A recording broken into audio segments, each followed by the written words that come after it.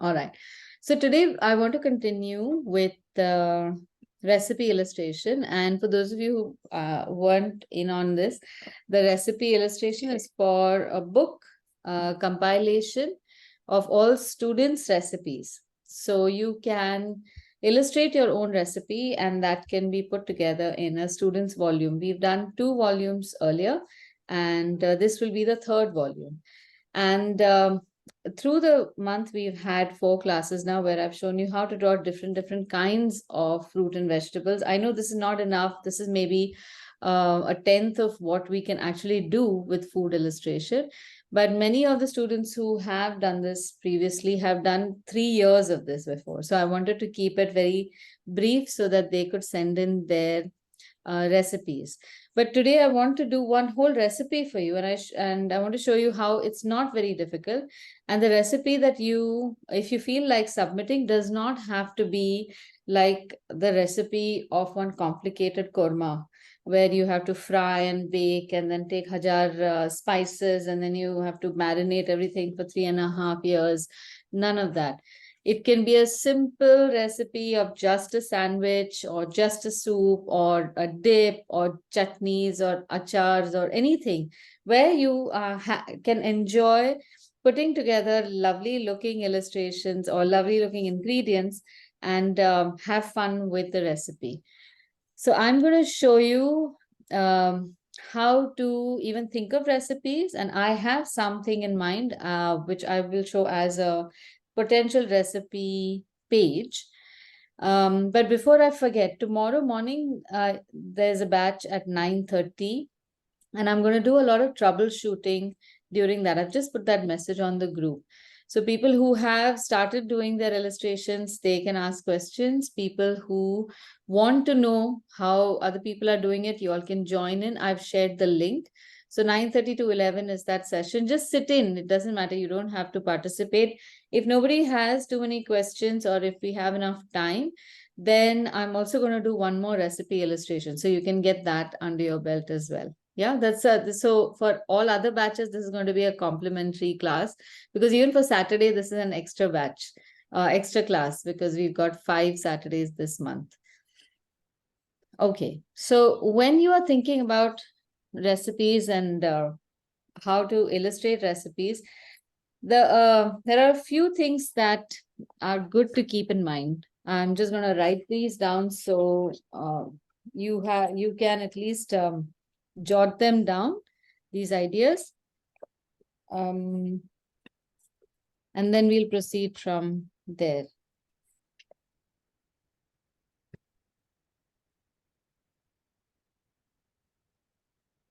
So what I'm about to tell you is a list of things that are just in brief. So you might have more questions. We have done parts of these in depth, how to illustrate all these various things. So right now you don't really need that unless you are confused about something, and then I can illustrate and I can show you. You'll know what I'm speaking about as we go along.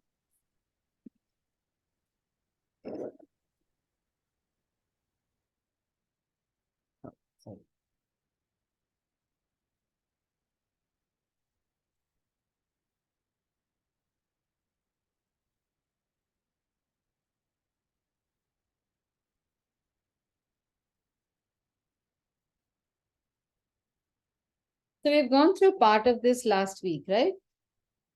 Just a little recap. A recipe has 2 components to it. You have text, you have pictures.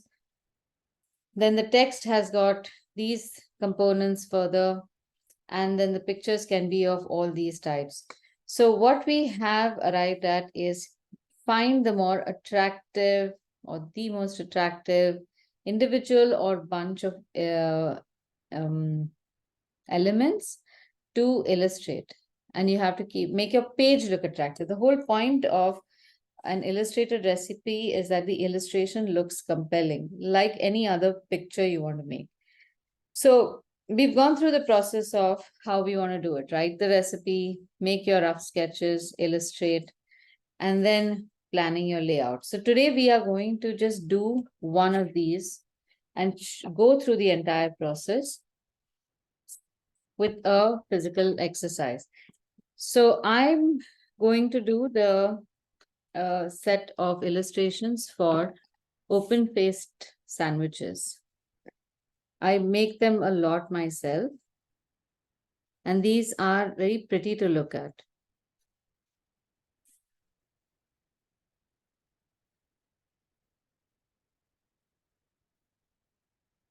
Now, even before you start illustrating, you can write down the different kinds of sandwiches you can make. An open face sandwich is just a piece of bread and you put all sorts of stuff on top of it. If you can't, if you're not, so I have made many of these myself before, so I'm giving you my toppings, but there can be so many different toppings that you can think of. Writing the text down first is more important than illustrating. So first one, I can write tomato and basil.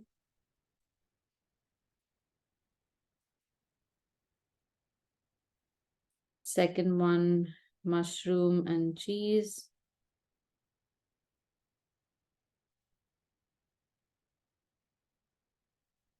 Third is tuna and egg.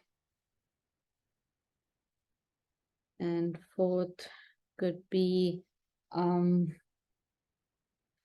can't remember. I'll come back to this. So now we've got just two elements. Our sandwich can be whichever sandwich bread you use. So it can be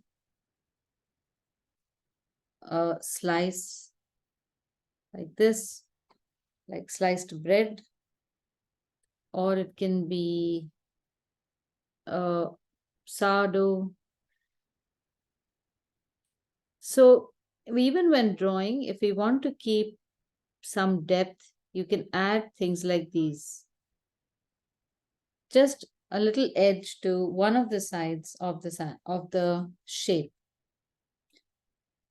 Everything that you write, you should also draw. So tomatoes can be, this is an uncut tomato, but look for references of a cut tomato and you will find something that probably looks like this. And we are going to give it depth because otherwise this will just look like a butterfly that's been trapped in a circle.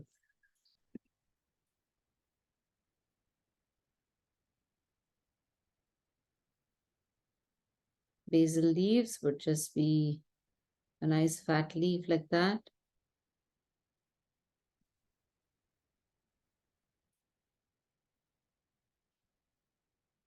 Mushroom and cheese. A cut mushroom, it's a very pretty looking shape. And to this also we need to give some thickness.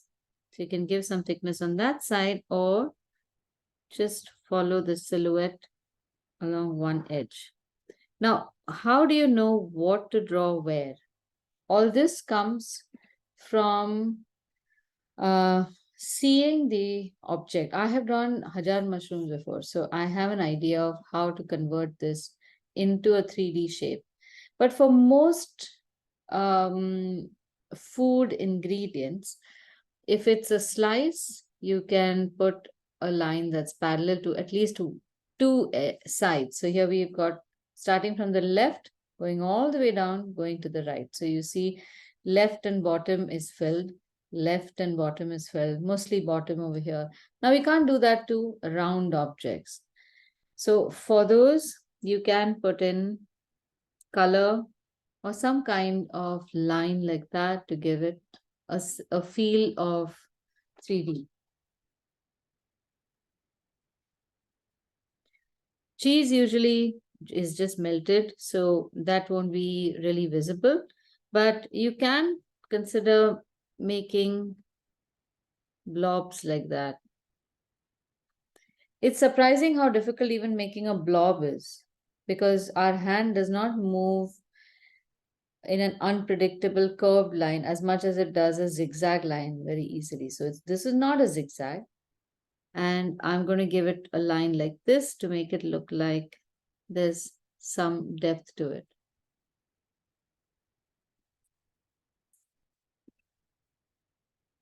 Tuna and egg is easy to make. Tuna, again, it's a color that you'll see, and eggs are just ovals with a circle inside it and some depth. Food often also can be drawn with broken lines, like the yellow of the egg can be drawn without a sharp line because you don't want it to look plastic. You want it to look more realistic. The last one, I think I can make a, oh, what can I make? This can be,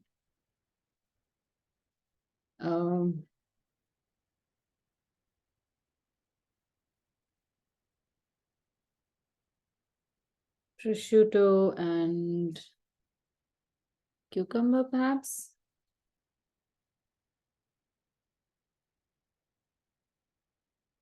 So now prosciutto is very thinly sliced. So it's almost like a ribbon. So you can make a line that goes like this.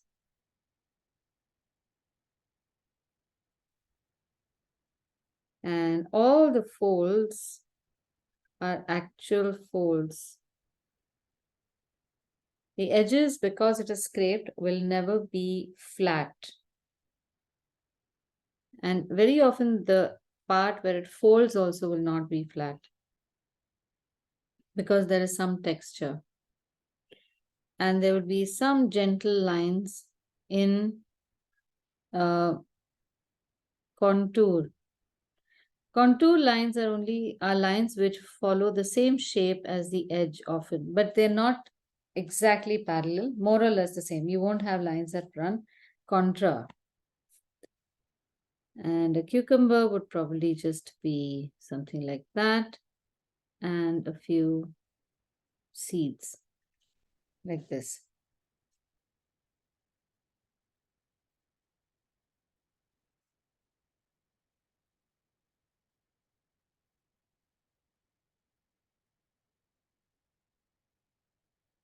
All right. Now we've got this. There are, you can also try multiple varieties of this. So for example, cheese can be a blob like that, or you can try a melty cheese slice, which could also look somewhat like that. Options are good.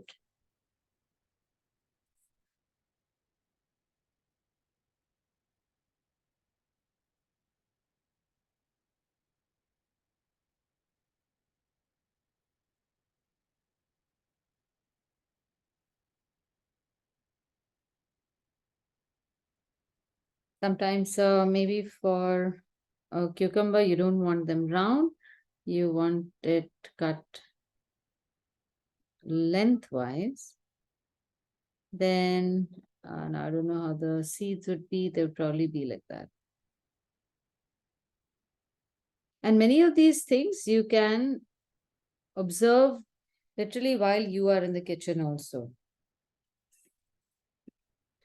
Now for the tuna, I can show something like just flakes like this, or I can show a can. Now here's where the composition comes into place. What is it that you are trying to show over here?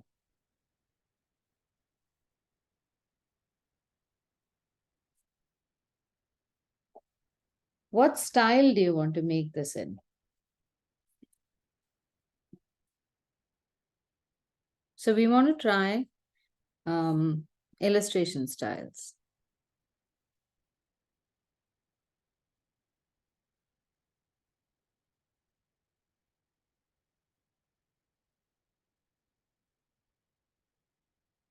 For this, I feel sometimes you need to force yourself into doing something that you've never done before.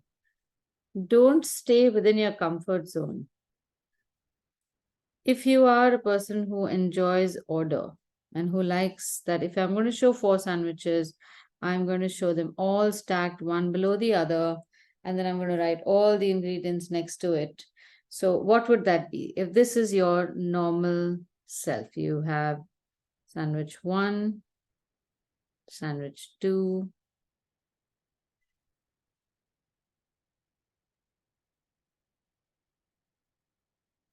and sandwich 3. And then you will, of course, you will draw things on this. So you will probably draw the tomato, the basil, then you'll draw the mushrooms, cheese, egg, and prosciutto, and cucumber.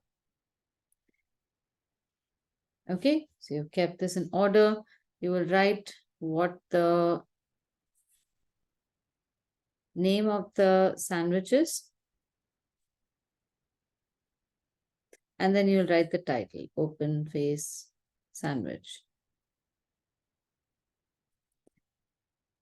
Now, this will look like a menu card. This is not really a recipe illustration. So what else can we add for this to be a recipe? What you could add is maybe your own dressings. You could add, so you have dressings, garnishes, sauces, all that is fine. So again, that can come over here. It's still not looking like your own recipe. What can you do with this? Then you come to another factor over here. How do you make it your own? You can write a story. You can write a memory. Or you can invent.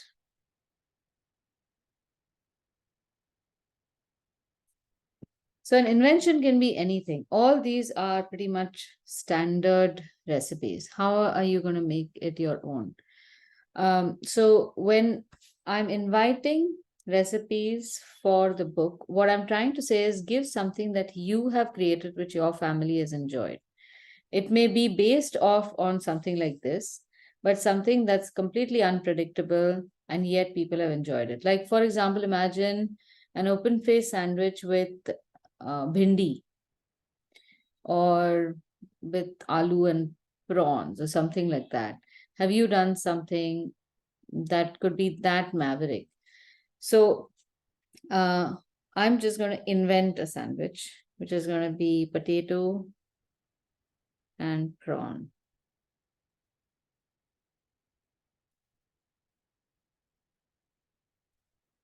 And this is going to be sliced potatoes.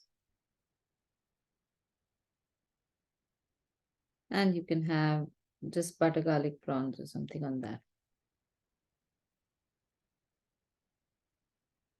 Now, as you can imagine, we can't really go through illustrating all the food there is in the world for today's class. So if you can just follow my illustration, we can at least create one page of 5 different sandwiches. But if there is something specific you'd like to know, please stop, ask me. I'm happy to show you, because then it also adds to what more we can do with just my prescriptive instruction.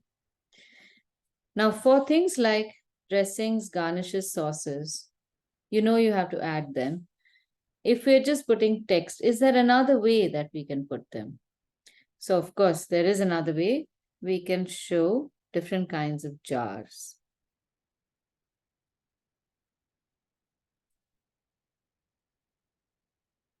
Many of these jars you will have in your fridge or your cupboard. Bring all of them out. Just because an erstwhile jar of mayonnaise is there in your cupboard doesn't mean that it can't be repurposed to illustrate another dressing or another garnish or another sauce.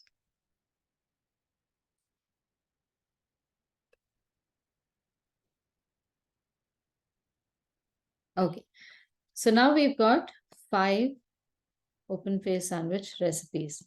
Le de ke, our sandwiches are going to look pretty much the same.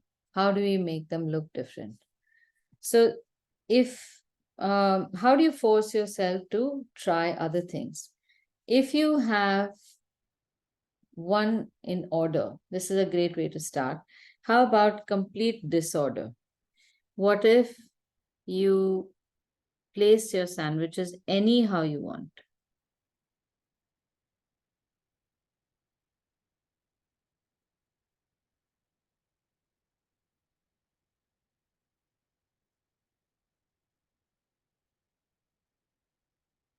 Now, it doesn't matter what they have, you can just scribble something. Because if you don't scribble, these will look like blank potatoes. You don't want that. So, whatever it is, make that mark so that you know that once it's busy, it's going to look like something else. Yeah, my prawn and potato is going to look like that.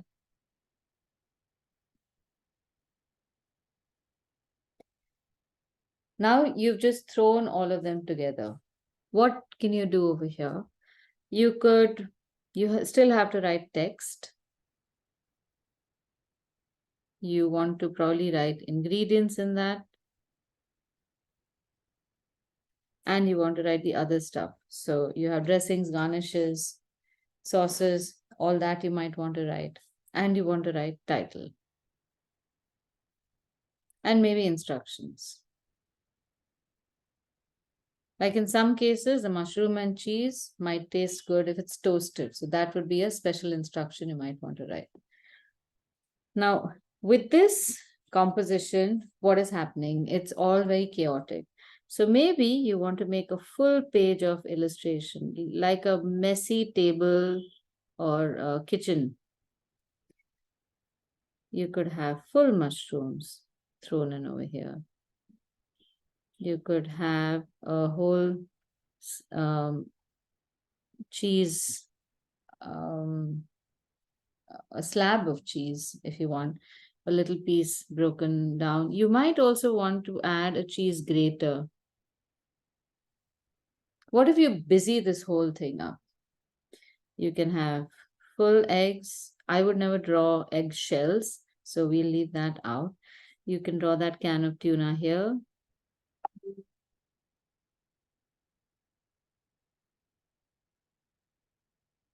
And maybe because it's so chaotic, you don't really want to keep the mushrooms only near the mushroom sandwich. You could have them all over the place.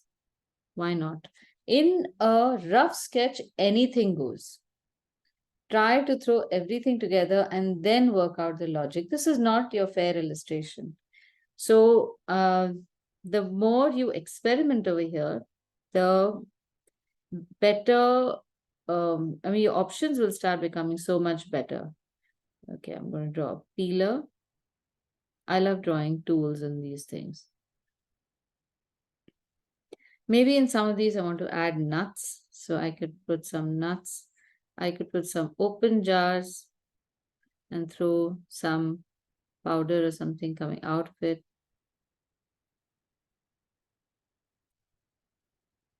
I could put a piece of paper or napkin or cloth along one edge.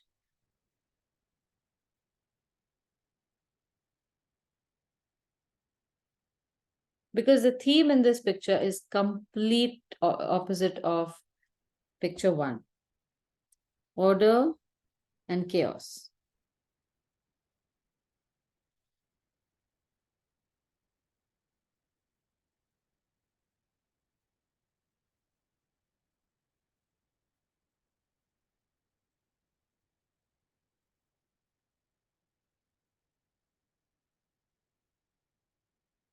Now, where are you going to put the text?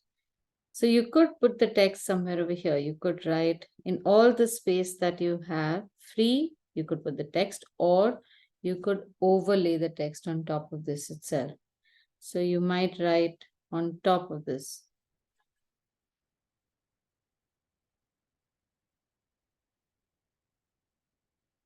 And see how that works.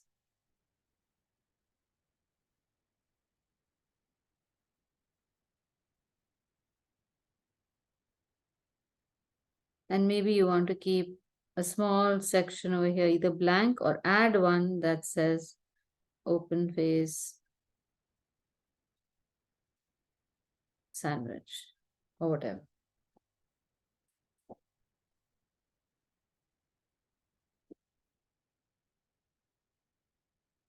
So when you are playing with a crazy composition, this is a sample of what you would never do. So everything you put down, you have to just say, okay, why not? Let me just put it. Let me just see. Why not? Why not? Why not? Don't limit yourself by saying, how will somebody read it?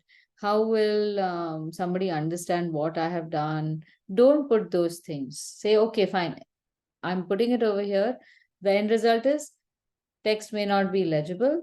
All the items may not look like they're exclusive to each sandwich.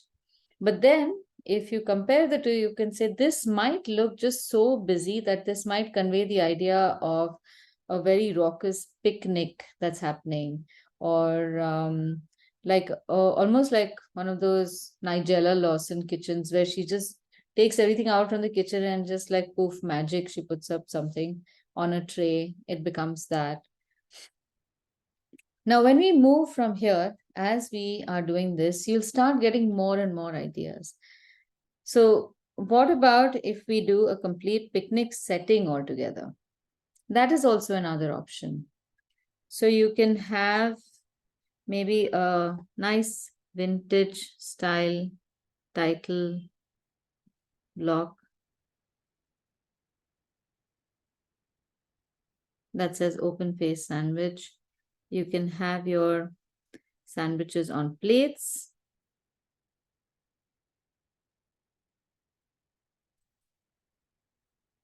You could probably have nice cloth napkins with them.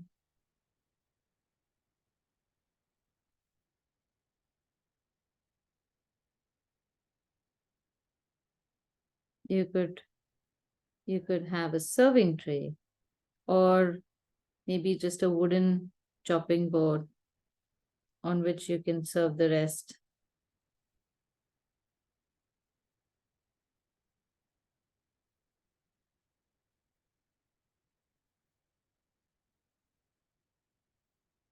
Have some sprigs of greens here and there. And you can make a very charming, almost good housekeeping or ladies' home journal kind of layout out of it also. So here we have order, chaos, vintage.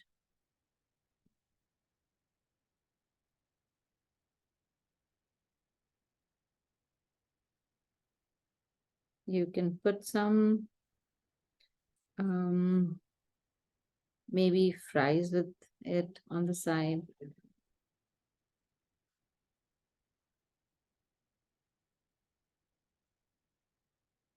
Maybe there's a glass of juice.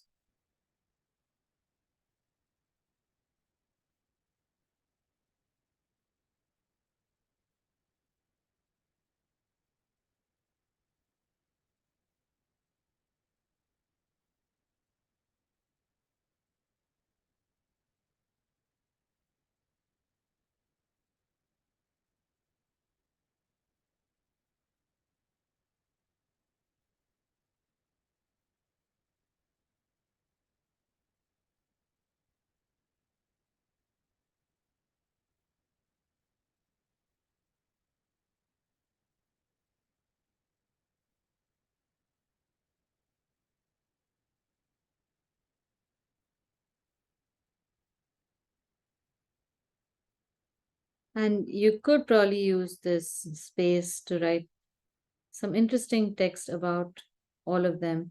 Like in old Tala Dalal books, you could also just number them and then write all the numbers and corresponding sandwich names right here. So you don't have to busy your scene with more text.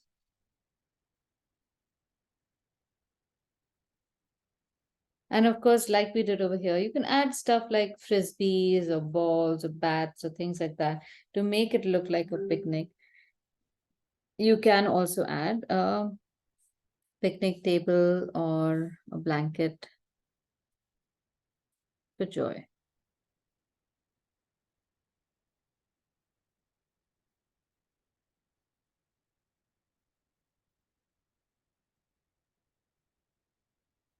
So this initial stage can actually be very fun because you have zero liability.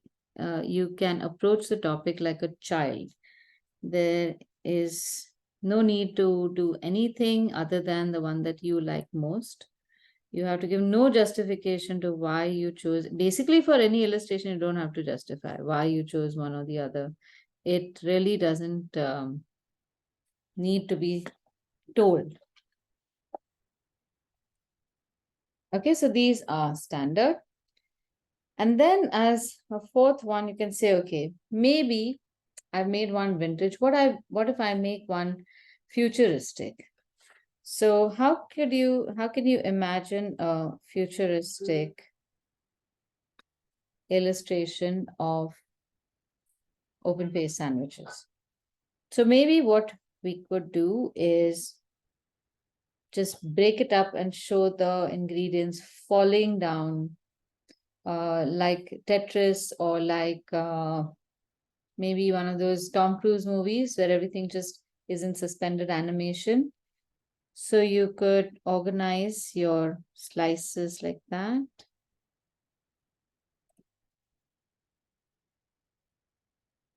And then have your ingredients fall into place one below the other.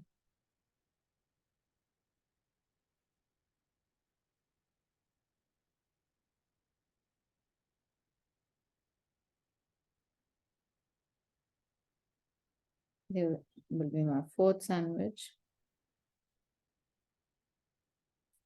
And then you could also have your condiments fall in the air.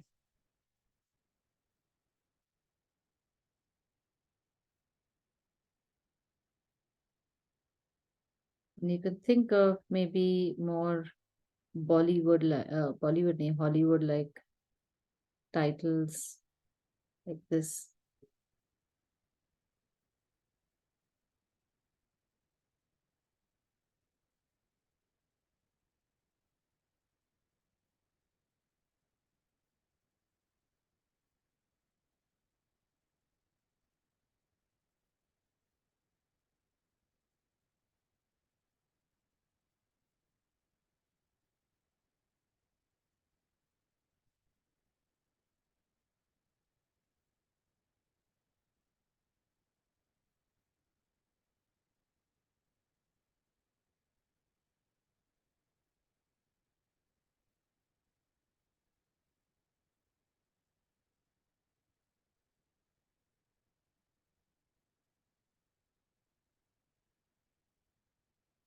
Okay, so you get the idea, right? Any questions so far?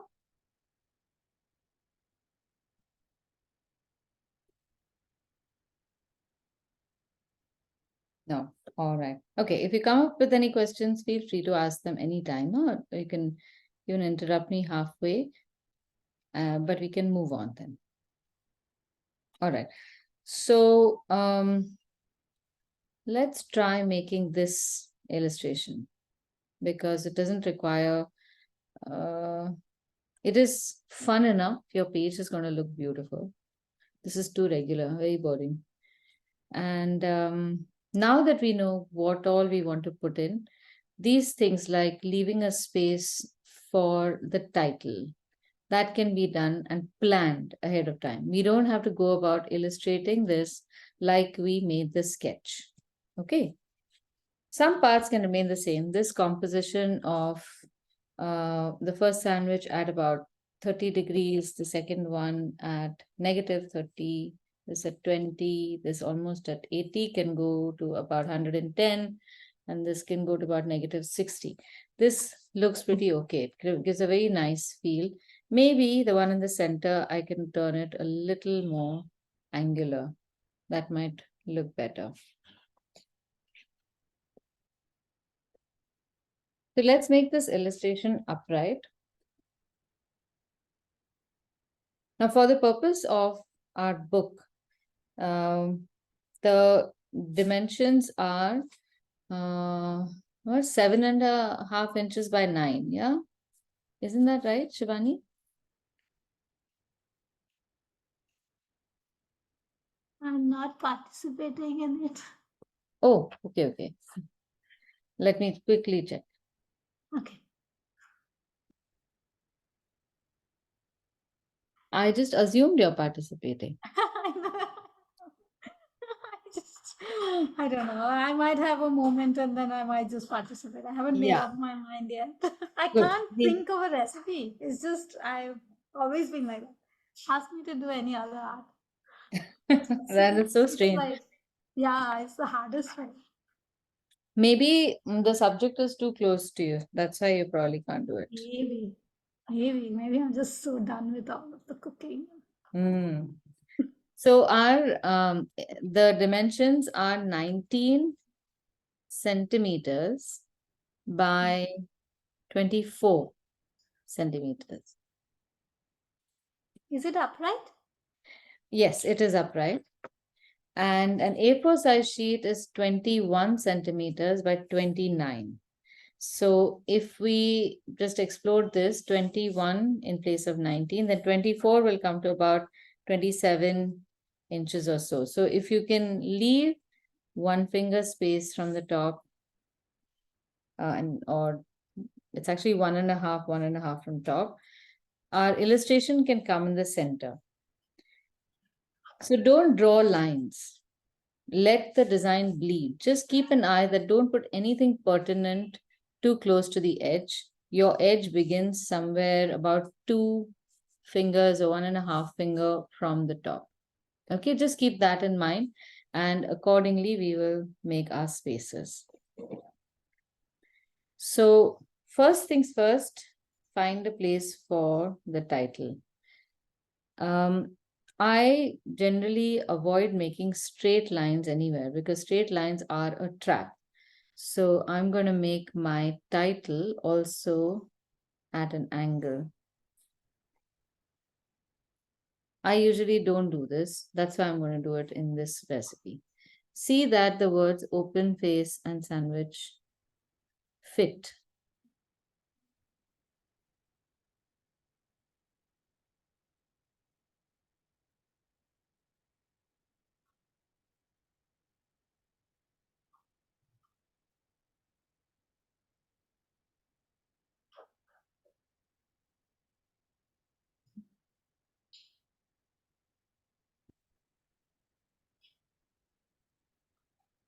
Is it going the words are going into that 2 finger space slightly? They could be.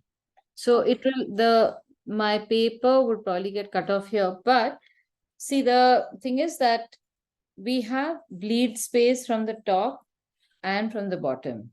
So when we scan it, you can scan the entire A4.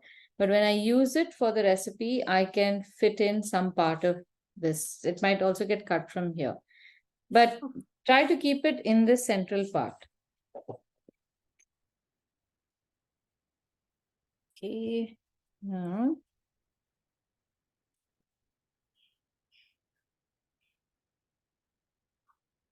so this is our recipe. Let us try and make those marks. You have 1 over here, 2 over here, it is bound to happen that your sandwich slices will look different. Some might look big, some might look small. But that is how bread is, I guess.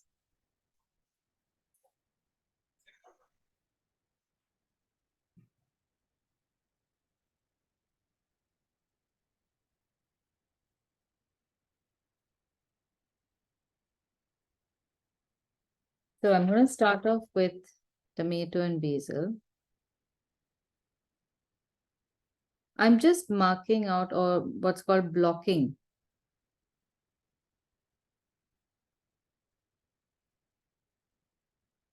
When I make this in pen, none of the, I mean, I can always erase these lines and then paint. Then we have mushroom. So when you're drawing a heap of anything, first draw the ones that are intact in different orientations and sizes also.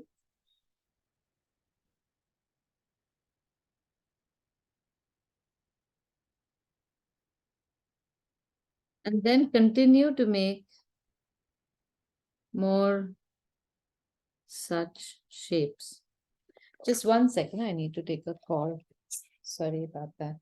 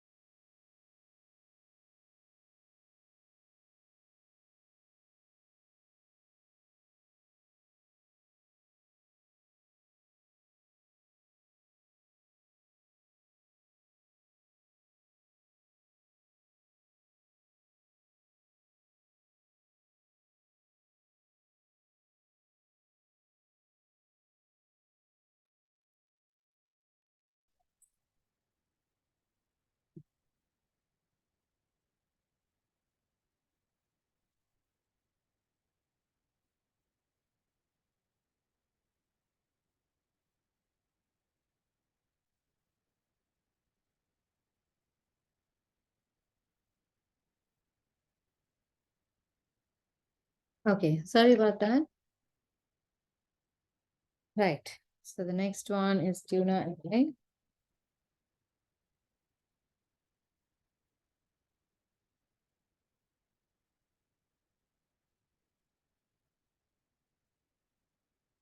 So in many places, you will have a general idea of proportion. So you can just go with that proportion.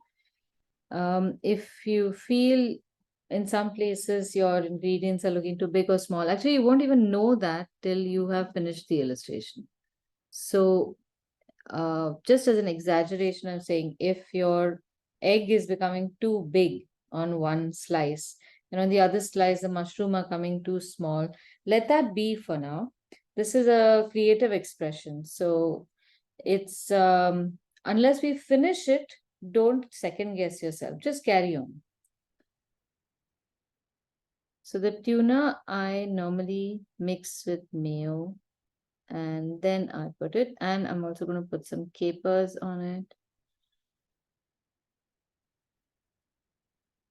And maybe some black pepper. I'm deliberately making very loose illustrations so that the idea of a chaotic composition can come through.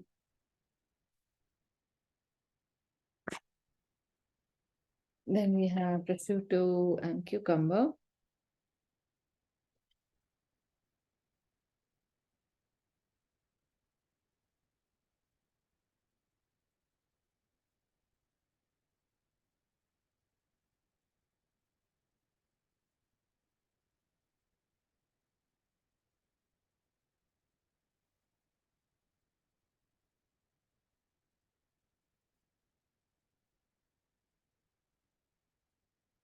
The last one is potato and prawn.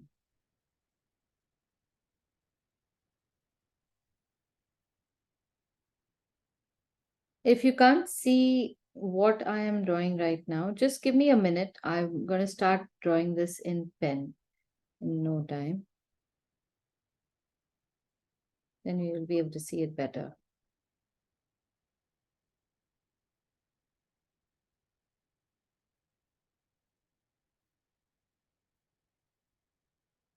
Now, unless there is something we want to draw that is below, that is above these, we can go ahead and ink the sandwiches. If there is something coming above, like for example, if I want to show you maybe a knife, a butter knife that is applying the tuna dip, then I need to draw that before I start inking.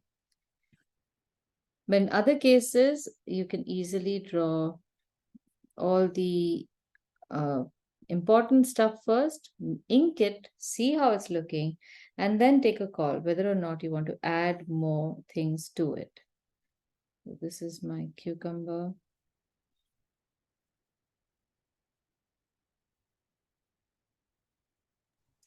The egg, the egg one has what? Capers, eggs, and what is that other thing? This Which is is- a tuna fish mayo. Ah, So okay. just a dip Squiggly made with lines. tuna and then it's applied. Okay. Now, though we want to make it chaotic looking, the illustration has been planned to be chaotic. If there was an oxymoron, that is one. So, planned chaos means now in this space, you need to see where your chaotic lettering will come. So, is it going to come like this? Tomato, basil. And how is that looking? Or mushroom. So just write it once to see where that lettering will come.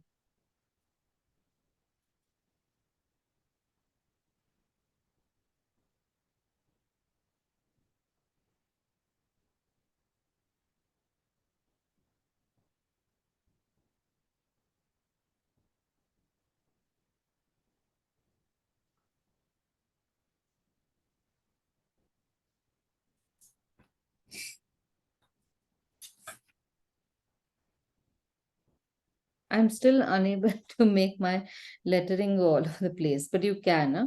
If you want, you can write mushroom like that, might be better.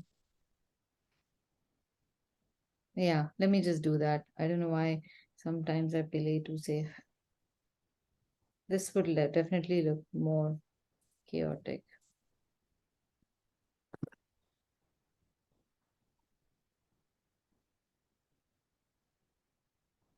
The lettering is going to come last.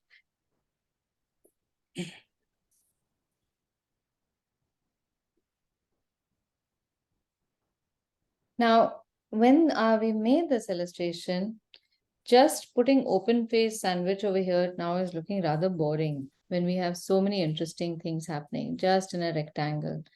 So here you can be more creative and think, how can I make this look more, well, anything that can bring a laugh or a smile or just even somebody shaking their head is fine. This is your recipe and you can own it.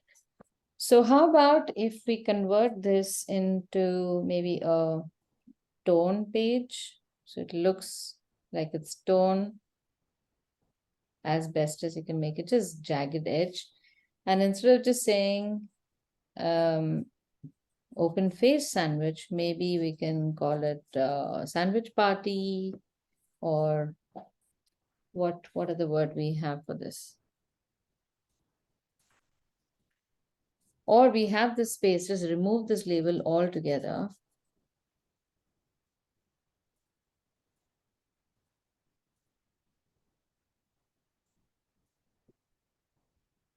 And maybe you could title this something like Witches of Sand and not a CH.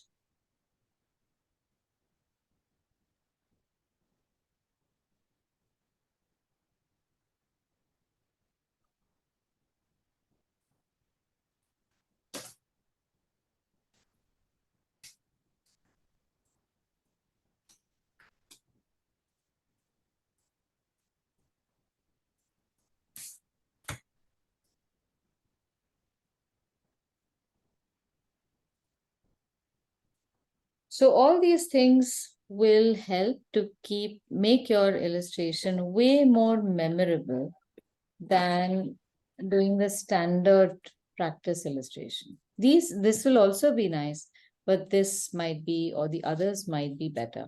But all these spring from here, from what you know. So do what you know and what you like, and from there, go to unknown places.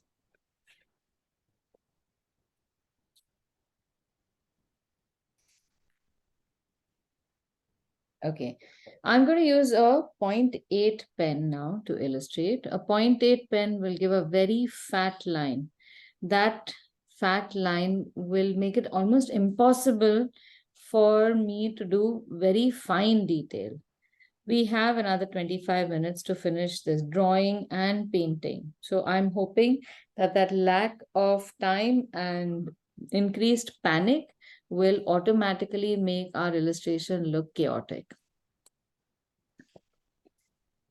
Okay, removing all the text that has overlapped onto the illustration. I can't remove these lines once I put the watercolor down. So I want to do that before. Whenever you are sketching some or final illustrating something, draw the stuff that is on top first and then draw the under, what I call under lapped items. Basil leaves are usually flattish and pointy, but please avoid making that Indian leaf like this. Basil leaves are not like that or like that. This will look like something else. It'll look like neem or something. So even if your lines are casual, make them consciously. So like I said, your illustrations can look like they have been made in a rush or very fast, but that does not mean that you don't put the same amount of time to making these as you would a very fine illustration.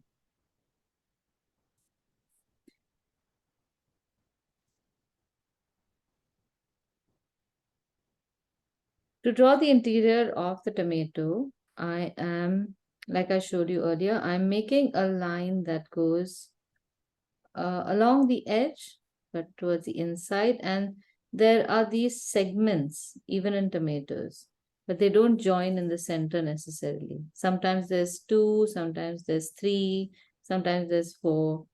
You can imagine how long it takes me to cook anything because half the time I'm spending observing all these silly things about cut tomatoes and onions and whatnot. Do make that little edge that's slightly thicker, and a few dots or lines thrown in will add some texture.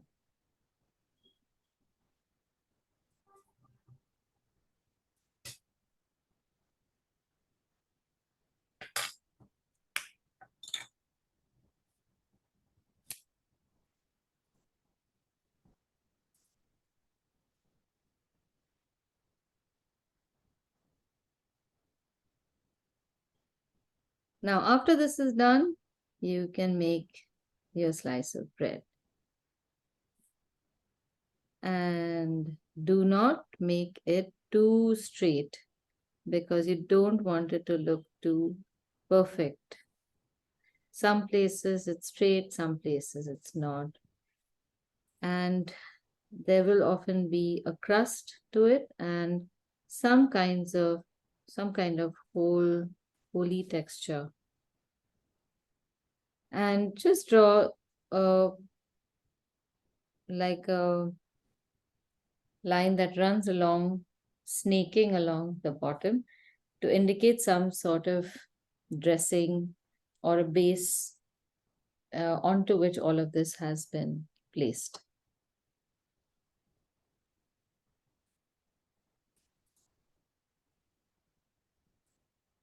Now for the mushroom.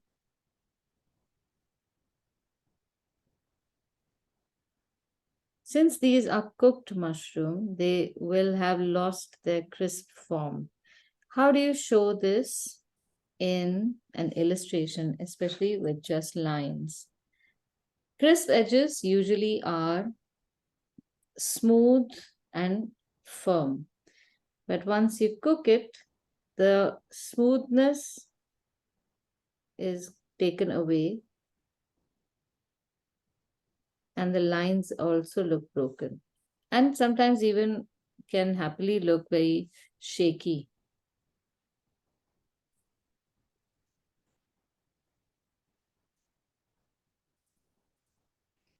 When you are making the ink illustration, you can freely change all the forms to make it look more compelling.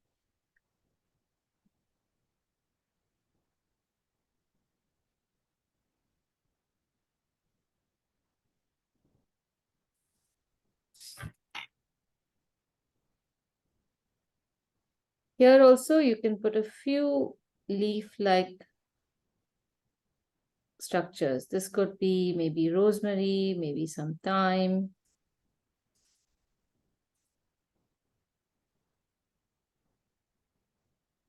And then before you make the edge of the bread, do make some cheese that's dripping.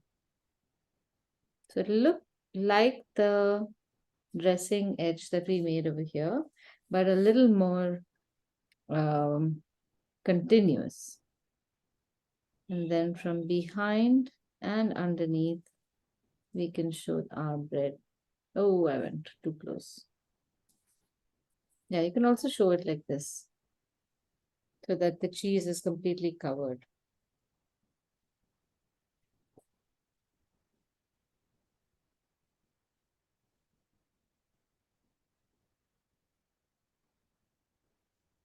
Now here, like I told you, you can first put the knife, but also put a little bit of that dressing on the knife.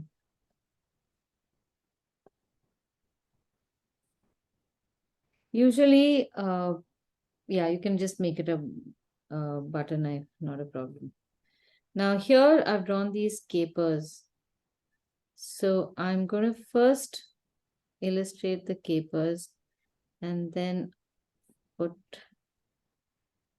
my egg underneath that. So these few things I prefer, like making sure that the line of the egg does not go through those capers. This little bit of a space left in between over here.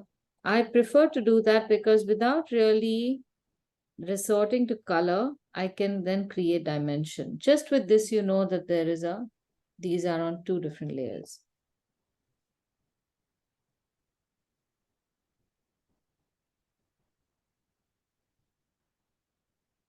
The tuna dip also will look pretty much the same as the cheese, but it is a little chunkier, so you might have more texture to it.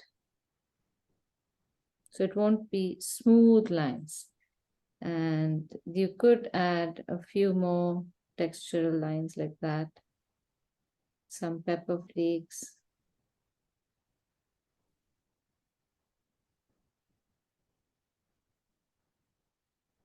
And then our bread.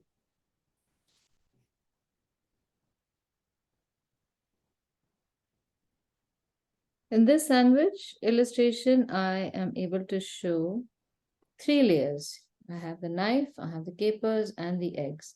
So it can look pretty well dimensioned without even color.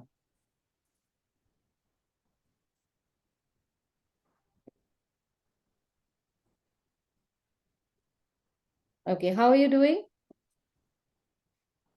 Am I forcing you to draw really fast?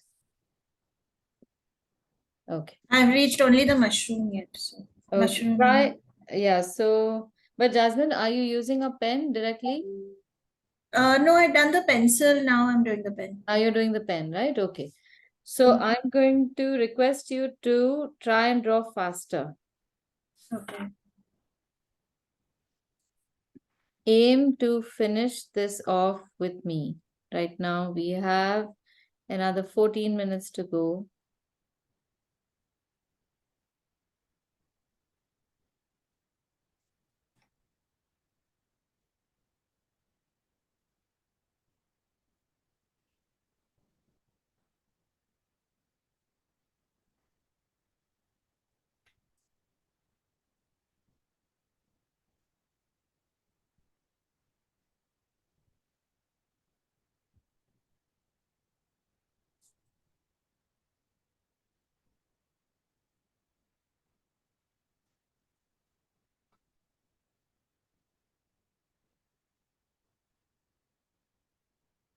So next time you open a jar or you see an ingredient in your kitchen, just let your eye run over what you see in front of you.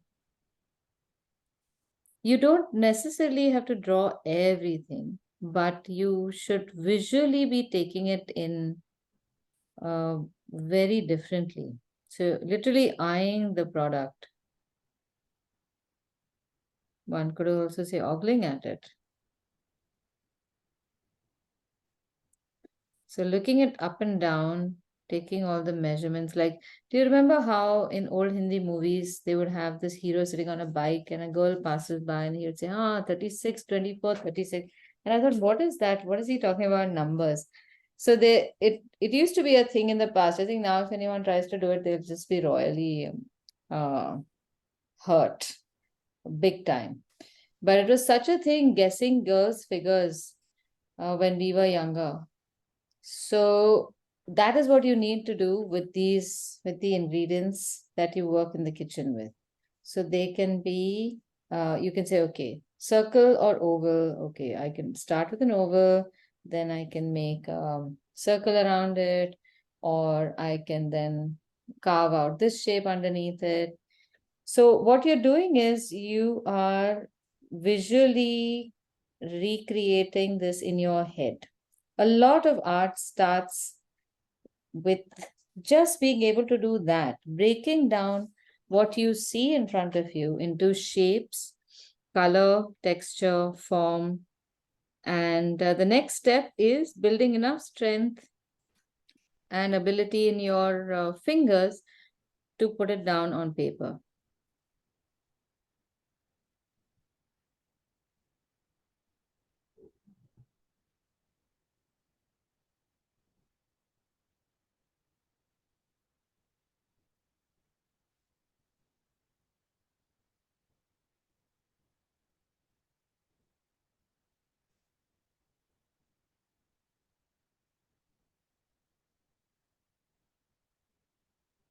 A few simple rules to keep in mind when you are composing is always remember that this is the foreground.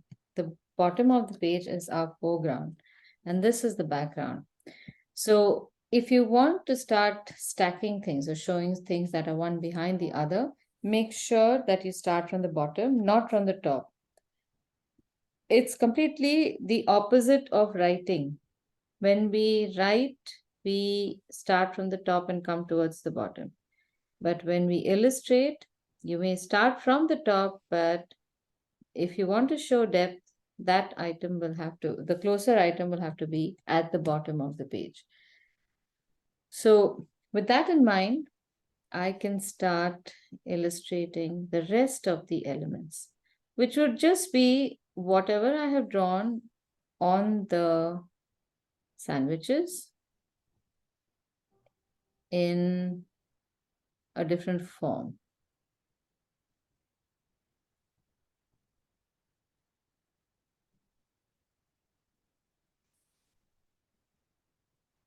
And it has to look interesting. So here now I'm going to show that cheese grater.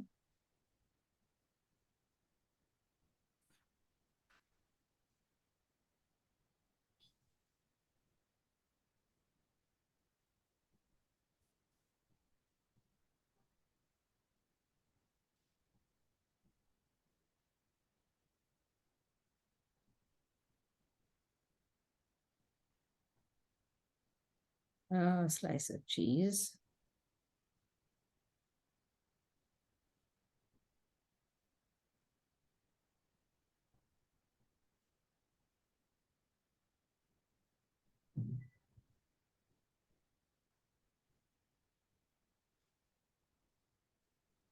Some whole mushroom. Maybe rosemary. A sprig of rosemary always looks good.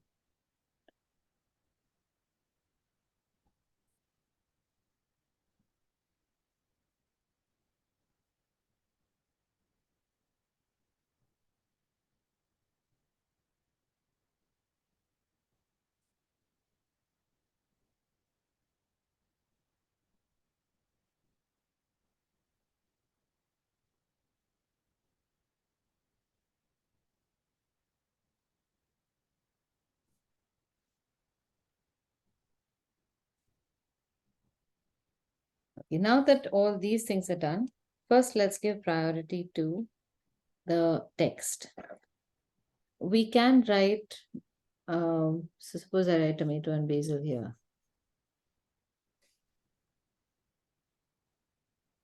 I'm keeping it in pencil right now because I'm going to scribble that in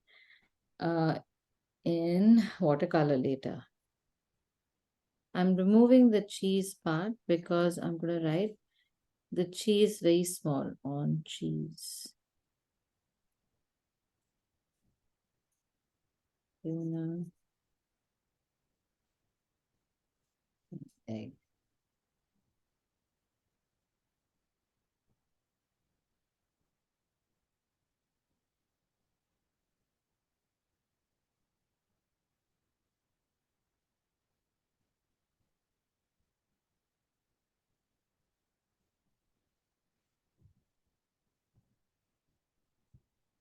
So this much space I should leave. I don't want to put anything on it or under it. Otherwise, it well, the text won't be very visible. At least I won't put any ingredient which has far too many lines. Color is fine. So I could, for example, underneath this tomato basil, I could just put a spread of red. That would still be okay.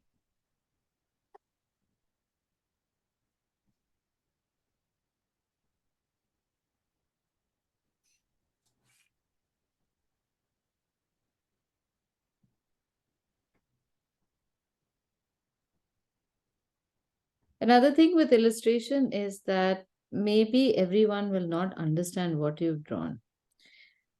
In the beginning, this happens, and even if it doesn't happen till much later, it's perfectly fine that you don't dumb down your illustration for the dumbest person you think exists.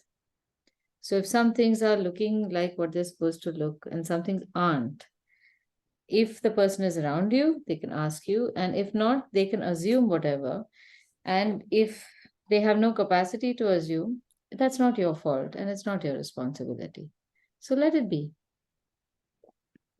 Now, these leaves are looking quite nice here. Here, they're looking nice. Maybe I can add a little bit of dill here. And for dill, I'm just going to make a few lines and then I'm going to paint the remaining to create more texture. So dill and cucumber tastes very good. And hopefully that will also add to the prosciutto.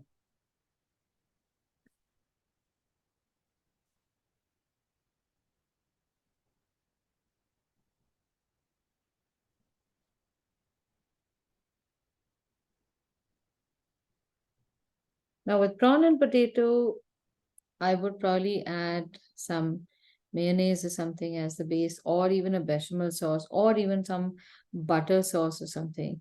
So I could show maybe a butter dish, or I could show something like a gravy boat. What else could I show? I could also show some stripes like that, which look like a sauce.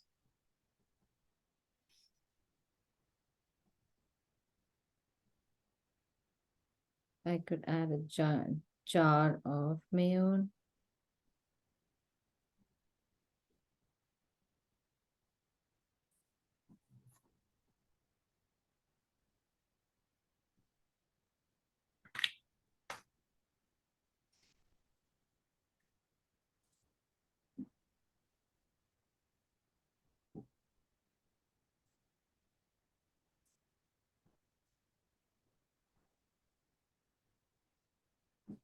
And here, because there aren't any leaves here, I could just add something that looks like maybe dhania,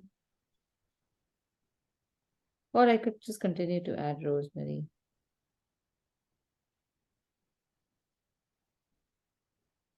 So this is, I think, how my cook cooks.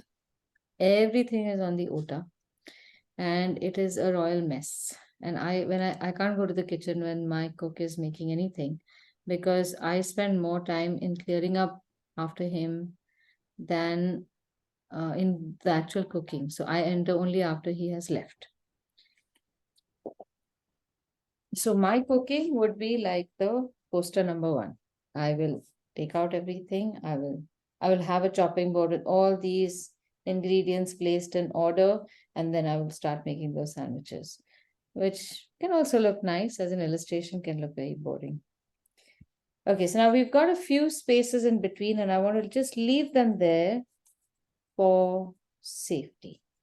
And we can get rid of all the pencil lines, even the text in which you have written the names of the sandwiches. And we are just 3 minutes away, and I can assure you, in 3 minutes, nobody can, even Bhagwan cannot paint this. So we are going to require another 10 minutes if you have the time. But I would like to at least do one layer, and then I'm going to make a video, complete everything. So it'll be what is it called? A time lapse. So at least you can see how I add layer upon layer. Okay, do you have the time? 10 minutes? Yes. Okay. Have you also raised sandwiches sandwich? Raised? Oh, no. But we Which can. is,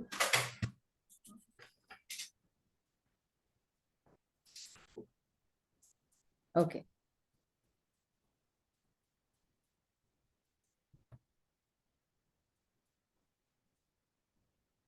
So I'm going to start off with a very large brush, because I want to cover large spaces. The first few layers are usually yellows and light colors. Here I know tomato is going to be red, so I can go in with a mix of gamboge and yellow ochre. I'll just keep the colors here so you can see how I am going about it. For mushroom, I'm not going to use too much of gamboge because you don't want yellow mushroom, but you can definitely use yellow ochre. Now there is a lot of water in my paint. That will ensure that the water is just going to spread my paint enough to stain the paper. But the pigment is not so much that it's going to become dark and overwhelming. The tuna dip is usually pinkish in color. So I'm going to make it a mix of gamboge and scarlet. But I want you to see how light that color is. Maybe even a little crimson might do. It's not all pink. So I'm going about it very hesitantly. Just a few places, a few strokes to make it slightly pinkish. Coincidentally, the same color can also be used for the prosciutto, which is the first layer. There are sometimes streaks in prosciutto also, so paint this in with that awareness. so you don't paint it flat. And the few lines that you will keep blank will help it look more three-dimensional. Now, here the potato is supposed to be boiled, and boiled potatoes are generally white, but anything white will just draw far too much attention. So I am just making a splash of almost like residual color that I have. So it's just tainted slightly yellowish. So this is your whole range of shades that you can get in your first wash. Barely any color at all. This is the color I'm using. It's barely there in my brush, but it can achieve a lot with just that.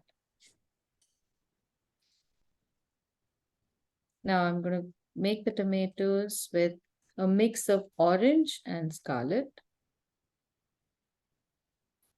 Because of that yellow base, I get such a lovely opportunity to create that texture of a cut tomato in the center.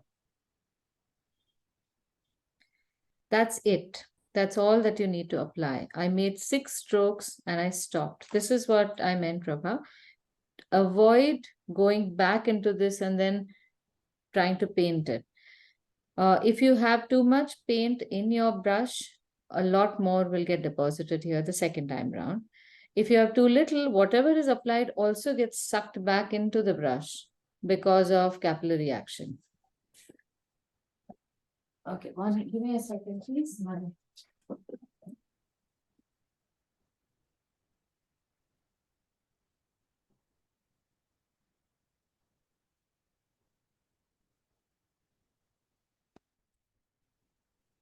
Sorry, the battery was suddenly flashing. It would have just gone. Now there is some red that has come into the basil leaf. This could be like a panic situation. Don't worry. We can do 3-4 layers also to make the basil look like basil. It won't look like a tomato even if you want to try to do it. Even if the whole thing is painted red, it will still look like a leaf. At the very least, it'll look like maybe amaranth leaf or something, but it is not going to look like a tomato. So when you are panicking when something like that happens, that is where you have to quell it.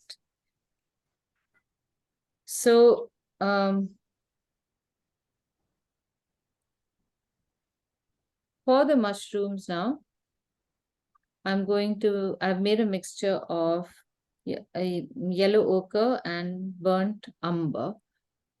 And I'm going about very casually marking along what I have made the edge of the mushrooms. That's generally where they would get browned. Some of them, which are the outer edge, might look even darker brown, and the inner edge might have a few flecks of brown here and there. You must keep some sections unpainted for the highlights. Don't paint everything. You can always repaint if you feel that a white section is too white or it's too large and it's in the wrong place. You can always paint over, but you can't undo the paint. You can't pick up the paint. Even if you want to, if you figure out a technique to do it, it's not really necessary. Just let go of that.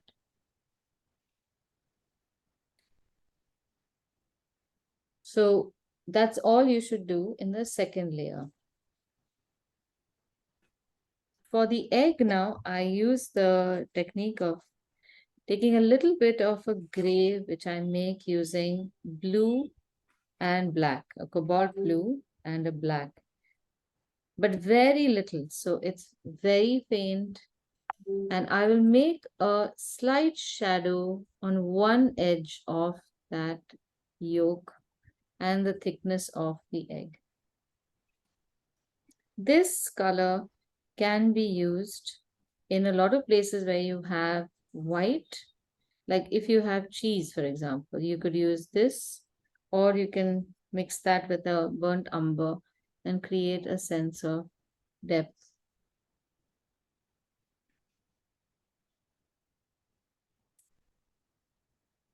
till the shadow in the egg dries, I will make my cucumber.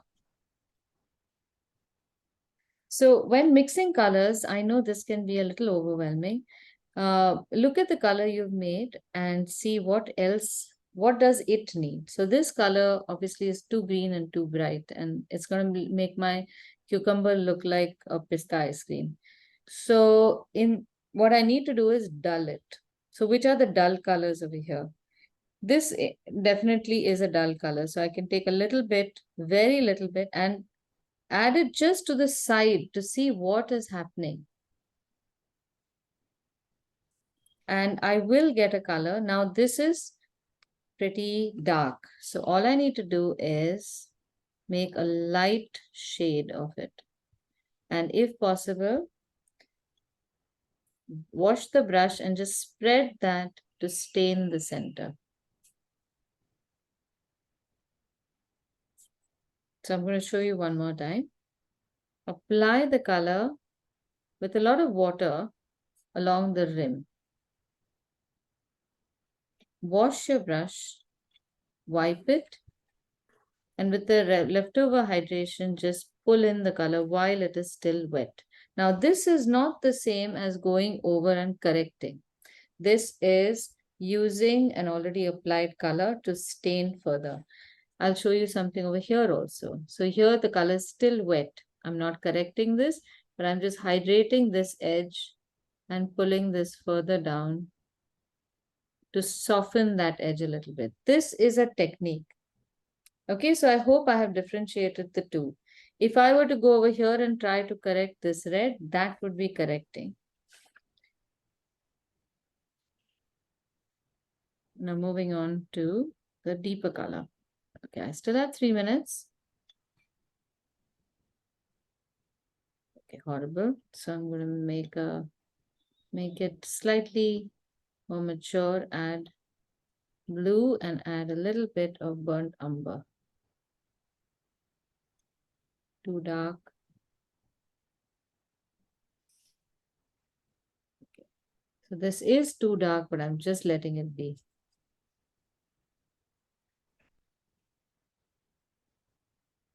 So in a sense, play with your color palette like kids play with iPhones or iPads. They just go and press all sorts of buttons and somehow they don't manage to break the phone. Don't worry how you arrive at the color or documenting it or anything. You will find a solution very often by accident, more often by accident than consciously also, so long as you are comfortable with playing around with your shades. There's no taboo, there's no rule that says only one kind of shade will do, the other or colors combination will do, the others are not valid. There's no rule book. There's no formula. It's not like chemistry. All colors can be arrived at from different angles. I can make the tomato using scarlet and orange. I could also make it using gamboge and crimson. The shades would be slightly different, granted, but they won't be so far apart that your tomato is not going to look like a tomato. So play around with it. You will arrive at a much more pleasing outcome than if you just stick with one idea.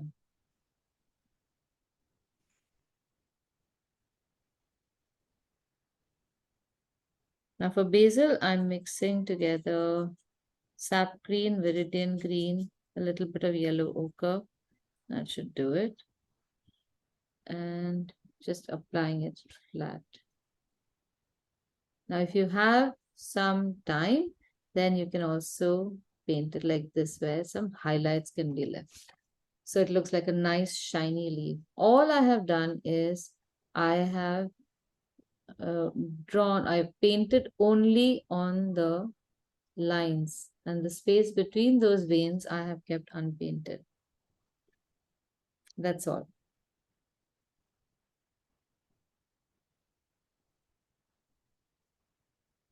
For the bread, I will again resort to one of those light colors, make whatever bland shade I can make. some of the green is going to come onto my bread, but that part is not going to look bad. And I'm going to take some burnt umber, scarlet, and maybe just a little bit of cobalt blue to make a deep brown color for the crust. And here too, I'm going to allow it to spread into the bread if it wants to. Let it do it, no problem. In fact, just for demonstration, I'll also show how I can, even in this wet, add a little bit of blue, and that too will make it look more 3D.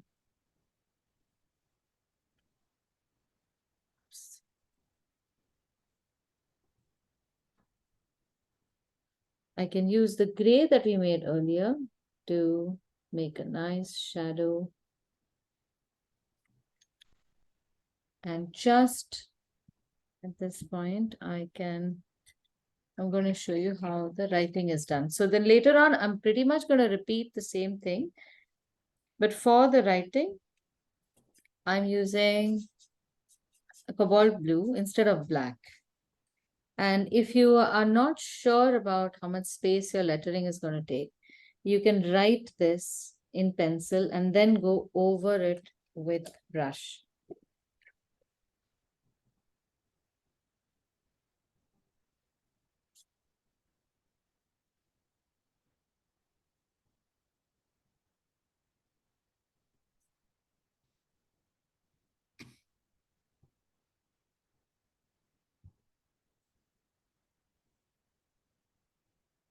I can use the fatter brush, and I'm going to write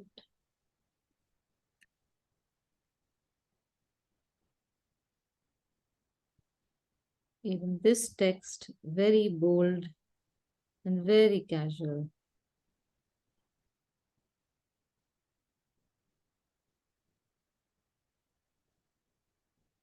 Beyond thinking about how much space it's going to take, you should not spend too much time in figuring out your lettering. Keep it casual. At this point now, I should just measure and see that my letters don't fall too short.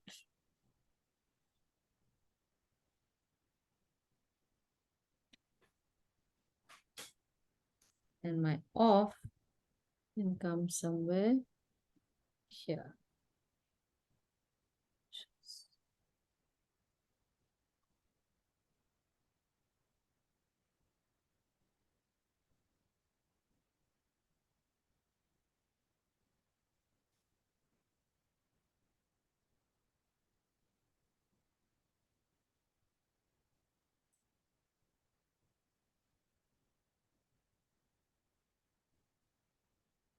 Okay.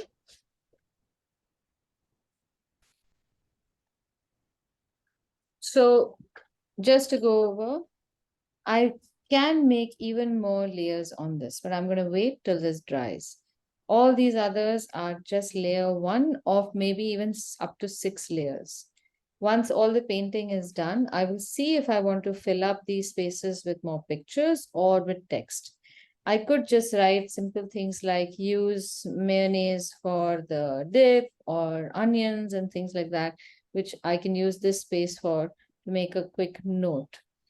End result is that once this picture is made and it goes in a book, a person can generally get an idea of how to make these open face sandwiches. You don't really need a recipe for this, so spending time on writing text recipes may not really be worth it. Okay?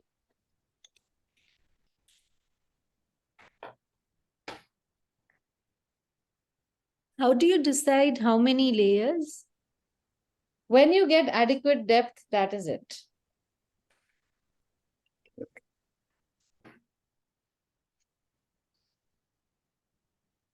So layers start becoming darker and darker. And at one point, your color becomes so dark, you can't go any darker than that. So I guess that's the last layer that you need. Now the darker colors, achieving darker colors is also tricky. You don't always add black. Black is not the only color that makes shades darker. So if you have red shades, first step is add some browns. Burnt umber is a very good way of deepening yellow, orange, all the reds. That will take you to one level higher. To that, when you add to that mix of red and burnt umber, if you add cobalt blue, that can take you darker in one direction, ultramarine can take you darker in another direction. To that, when you add a green, viridian green of these two will take you further into another direction and this into another direction. And then finally, after all these colors have been put, to that mixture, you can add a black.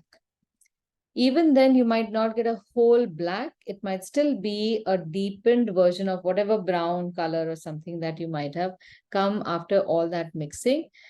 And but this would be a multi-pigment black, and it sits much more dimensional, much more richer. It becomes a richer black than just the black pigment. Okay, good. Thank you so much. If you have any questions, please share them on the group. Let's see, Shivani, she's doing something. Very nice, yeah, Shivani. You should do this. Your hand is moving very well. It's going on all right, yeah. Yeah. Can you show that again, Shivani, please? Yay. Yeah, the casual lines and everything is so good now. You should participate. Add me to the group. I'll see if I can. I'll add you. What's the due date? Sorry? What is the due date? New date is 15th October. So you still have a fortnight. Okay. Okay. Okay, so that's it for today. Please try to join tomorrow morning and I'll catch you next week. We are beginning florals. Oh, nice. Okay, bye. Bye.